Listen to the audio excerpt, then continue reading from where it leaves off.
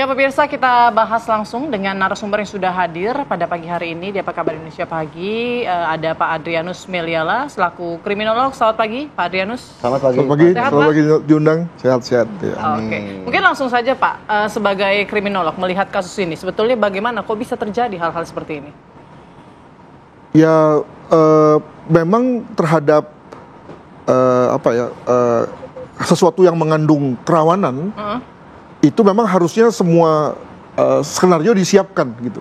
Jadi dalam hal ini pihak yang mengadakan penggerbekan itu memang harus menyiapkan segala kemungkinan dari yang terburuk sampai yang paling landai gitu ya.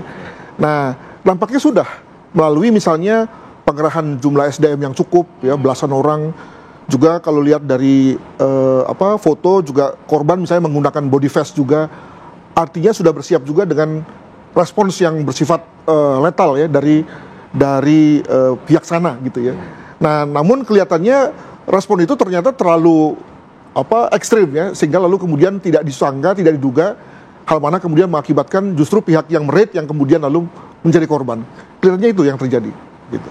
Tapi kalau kemudian melihat aksi balasan begitu ya dari pelaku di sabung ayam ini, judi sabung ayam ini, apakah memang pihak polisi juga tidak menyangka bahwa akan mendapatkan sambutan yang begitu ekstrim begitu?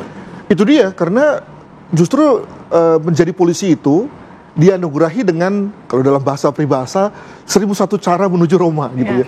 Jadi dia bisa mencapai tujuannya dengan mengerahkan mulai dari Babin Kaptipmasnya, intelnya, lalu sabarannya, dan ujung-ujungnya sampai ke yang paling keras yakni Brimopnya. Semuanya sama, bertujuan untuk membuat tujuan tercapai, kondisi Kaptipmas kemudian dapat dikendalikan.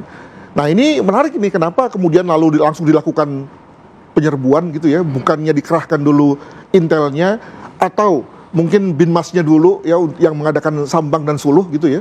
Mungkin sudah ada juga gitu ya, sudah pernah ada sebelum-sebelumnya namun nggak termonitor. Maka mungkin yang sekarang ini adalah yang dianggap sebagai sudah nggak ada lagi pilihan lain, maka langsung harus di-raid gitu ya. Nah, tetapi sayangnya tetap tadi kelihatannya nggak dimonitor perkuatan yang ada di lapangan yang lalu kemudian menjadikan tadi situasinya nggak terduga. Biasanya alasannya karena apa, Pak? Pendekatan secara persuasif, secara yang tadi mengirimkan intel ini kemudian tidak tercapai, biasanya alasannya seperti apa? Kalau untuk kasus-kasus seperti ya, tentu dari pihak yang menjadi pelaku atau pelanggar hukum, tentu kan nggak ada yang mau dengan mudah tunduk begitu saja, ngeles gitu ya dalam bahasa lainnya, ngeles bahkan melawan. Nah, maka lalu kemudian eskalasinya ditingkatkan, itu memang biasa. Cuma tadi seiring dengan peningkatan eskalasi, maka tadi semua hal mesti disiapkan, termasuk tadi kemungkinan yang terburuk, yakni ketika pelaku atau pelanggar pidana melawan. Baik, pelakunya ini kan oknum TNI Angkatan Darat. Kalau kita lihat tampaknya mereka cukup siap gitu ya. Karena memang sudah menggunakan senjata, atau mungkin memang selama ini kita belum dapat informasi lebih lanjut ya. Apakah memang mereka nge-backingin arena tersebut selalu membawa senjata, atau memang biasanya kalau Bapak ngelihat sendiri, apa karena mereka memang sudah mengetahui bakal ada penggerebekan, kemudian mereka bersiap dengan senjatanya, makanya tembakan-tembakannya akurat tuh di bagian kepala? Ya kalau dilihat dari Facebooknya ya, itu kan memang mereka memperlihatkan bahwa mereka punya akses pada senjata. Ini juga lalu menjadikan masalah baru nih ya, yang lalu harus diselesaikan oleh instansinya. Sehingga dan ini juga mestinya sudah diketahui oleh aparat yang akan melakukan tersebut bahwa hal itu dapat digunakan. Itu yang pertama. Yang kedua, kemungkinan menurut saya di antara pihak-pihak itu sudah saling mengenal sebetulnya. Ya, jadi kalau dalam bahasa lapangan itu sebetulnya sudah tahu sama tahu lah ya. Apalagi kalau kita bisa mengenai konteks di Polri misalnya, maka brotherhood itu kencang ya, kesetiakawanan, dan brotherhood itu juga lalu kemudian diperluas menjadi antara Polri dan TNI, sehingga lalu kemudian situasi perkawanannya itu terjadi. Maka ketika kawan ini melakukan hal-hal yang menyimpang, ya lebih pada jangan gitu dong, paling-paling begitu, tidak sampai pada satu tindakan yang bersifat melarang. Jadi dengan kata lain tahu sama tahu. Nah, memang menarik pertanyaannya Mbak, bahwa kenapa sesuatu yang tahu sama tahu lalu kemudian berakhir menjadi begitu fatal gitu ya? Apa sebetulnya yang menjadikan? Nah, ini yang saya kira lewat investigasi itu bisa diungkap tuh. Apakah karena sang pelaku merasa bahwa ini polisi udah serius nih ya, sehingga walaupun kita kawan tapi sudah nggak bisa lagi kita diharapkan kesetiakawanannya, maka lalu harus dihajar, mungkin begitu ya, sehingga kemudian terjadilah kondisi itu. Oke, jadi maksudnya bisa dilihat juga kepanikan dari pelaku ini ya, karena memang kalau dia berpikir jernih, dia kan tahu pasti penggerebekan dilakukan oleh polisi, dia tahu status dirinya sebagai anggota TNI begitu ya. Nah, ketika dia berani menembak mati, apakah dia tidak berpikir panjang bahwa resiko-resiko yang akan dia hadapi ke depannya? Ya mungkin karena sudah dikuasai oleh rasa marah ya, sehingga kalkulasi itu nggak terjadi. Jangan lupa bahwa kondisi panik juga terjadi pada pihak Polri yang mengadakan penggerebekan gitu ya. Tidak menyangka juga akan terjadi seperti itu. Nanti mungkin ke depan akan ketahuan misalnya setelah terjadi penembakan lalu apa? Apakah kemudian si pelaku menyerahkan diri atau lari atau semua sama-sama bengong gitu ya. Ini kan menarik untuk kita ketahui gesturnya gitu ya. Kalau dia lari itu memang hal yang harusnya terjadi. Tapi kalau kemudian semuanya bengong, malah kemudian lalu pura-pura nggak tahu, nah itu kan lalu menjadikan tadi tesis bahwa sebetulnya ini sudah tahu sama tahu nih ya, dan ada sesuatu yang berjalan di luar skenario, mungkin itu yang terjadi. Gitu. Apa juga salah satu skema yang sudah disiapkan adalah ini kan pelaku juga setelah melakukan aksinya, ini tidak melarikan diri, artinya dia hanya pulang ke rumah dan kemudian diamankan di rumah pelaku begitu. Itu dia, ya, itu kan semakin memperjelas bahwa sebetulnya dia bukan panik tapi siap gitu ya, siap atau seyakin itu dia tidak akan tertangkap gitu. Ya bisa jadi, nah itu yang kemudian akan terjawab lah ke beberapa hari ke depan gitu. Oke, nah kalau dilihat dari kasusnya sekarang, ini kan ada 2 oknum TNI yang hingga saat ini masih berstatus saksi, belum tersangka. Padahal mungkin dari hasil penyelidikan polisi kan sudah jelas ditemukan adanya senjata, proyektil begitu. Ada kemungkinan memang semua pihak berhati-hati karena kalau lihat dari temuan dari forensik ada 12 atau 13 peluru dari beberapa senjata. Jadi kan memang harus di-matching ya. Mana senjata menghasilkan tembakan yang mana gitu. Lalu harus kemudian ditemukan betul-betul pas alurnya sehingga lalu yakin ya, akurasi 100% bahwa itulah senjata penembaknya dan itu yang megang siapa. Jadi saya kira kita tunggu saja hasil dari forensik. Jadi gitu. Memang itu bentuk kehati-hatian penyidik juga. Saya kira begitu ya. Saya kira kita tidak perlu jauh bahwa kalau begitu TNI melindungi anggotanya, saya kira nggak usah begitu berpikirnya karena tadi memang masih ada dalam dunia forensik memang masih ada missing link yang harus dibuktikan melalui pemeriksaan begitu. Sementara itu kalau dari kondisi hubungan 2 instansi kan antara TNI dan Polri sejauh ini bagaimana kemudian hubungan dari brotherhood ya tadi kalau kata Pak Adrianus ini yang mulai retak begitu seperti apa? Ya umumnya sih dilokalisir ya. Jadi diperkecil pada tingkat kasus itu, ya, sehingga kemudian lalu tidak kemana-mana. Karena tadi ada kemungkinan nanti kemudian timbul sentimen, timbul jiwa korsa yang lalu kemudian malah jadi nggak terkendali.